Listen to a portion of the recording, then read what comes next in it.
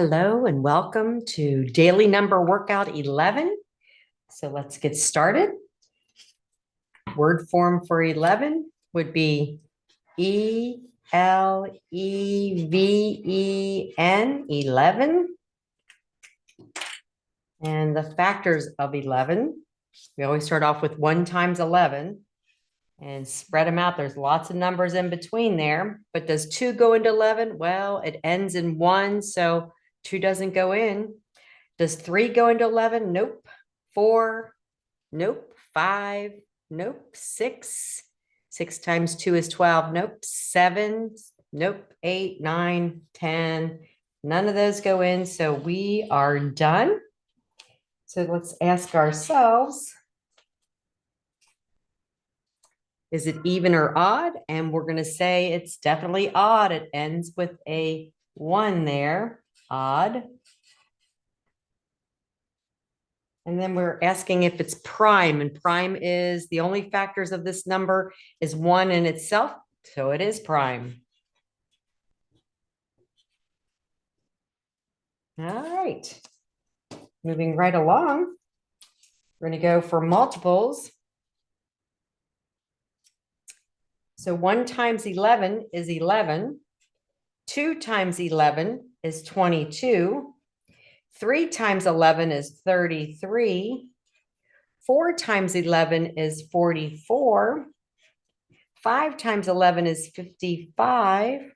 6 times 11 is 66. 7 times 11 is 77. 8 times 11, 88. 9 times 11, 99. And 10 times 11, any number times 10 is the number with a 0 in the ones place. Boom. Now let's say you didn't know these multiples and you needed to do some actual multiplying. So always go off, get a scrap paper, go off to the side and do your math. 11 times 4. And you could say 4 times 1 is 4 and 4 times 1 is 4. So you can go off to the side and do your work or get a scrap paper. Please always do what you need to do. We all problem solve in a different way. We all see math in a different way. So make sure you're honoring yourself and completing the task in your own special way. Some people do addition. They just keep adding another 11, another 11. So just so you can visualize and see and understand your multiples, do it your way. And eventually you'll be able to do it many ways. All right, let's go to the next category, which is fractions, decimals, and percents. And we're going to move our paper up here so we can see better. And of course, you should have equal signs in between here. So the fraction would be 11 over 100. And we know that 1 goes into 11 and 100, which it's already there. But 11 does not go into 100 evenly. So that is going to be our only fraction that is in lowest terms. So let's just start off with writing lowest terms. And I'm not going to explain that today because you'll find out about that, but we'll just keep talking about it and it will click. So that is lowest terms. That means it's the smallest the numerator and the denominator can be in 11 hundredths. All right, let's write 11 hundredths in decimal. And let's write in percent. 11%. So if we write this in word form, it would be 11 hundredths.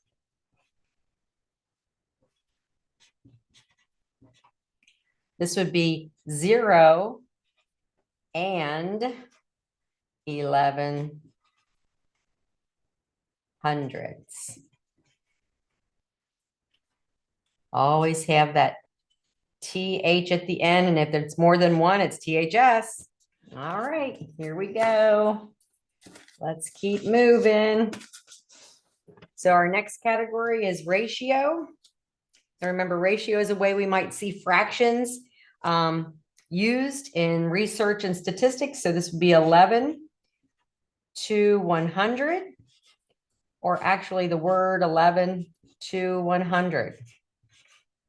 It could be the word or it could be the colons. All right, let's move on to dollars and cents. So we look up here and we see exactly how we're going to write it because the decimal shows us. So $0.11, and that's how we write it. $0 and 11 cents. All right, awesome. Moving right along, let's go to area and perimeter. And write on your paper, area equals width times length, perimeter equals width plus length plus width plus length. So 11 days in, how you feeling about your number workout? So let's go ahead and draw 11.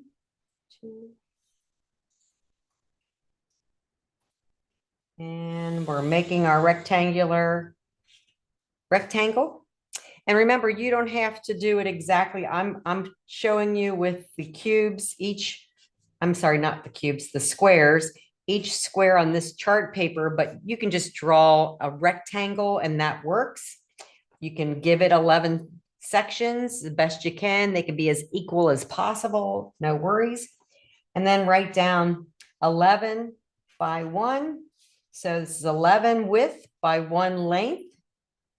So let's go ahead and write area on this one equals 11 times 1, which equals 11 square units. Looking good.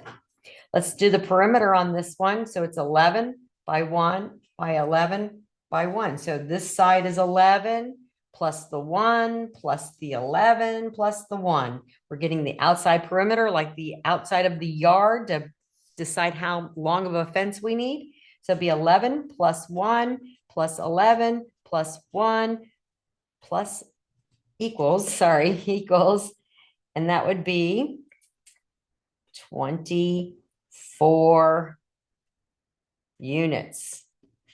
Remember, it's just units, not square. We don't want the area inside. We just want the linear.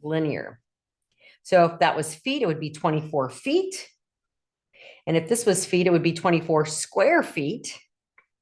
All right, let's move on to the next one. So let's stand this up. So this is a horizontal 1 by 11. We might see it as a 1 by 11. So I'm just going to draw a rectangle and say this is 1 and this is 11. Give you some ideas of how you can do the same. And of course, we can say area equals, the width is 1 times 11 equals 11 square units.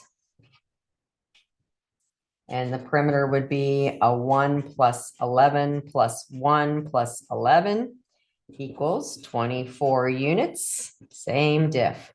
All right. And that's the only factor pairs we know is 11 times 1 or 1 times 11. So we're done. We can go back to our factor pairs and they will tell us how many ways we need to draw our rectangles for area and perimeter, as well as volume. So let's go on to volume, and I'm going to place him right here to save space.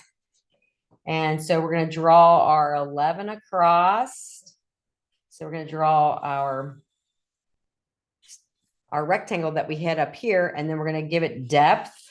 So I'm just going to go back like this. I'm not going to separate it into pieces because we're going to start getting into bigger numbers and we just need to draw a rectangle, or I'm sorry, a rectangular prism.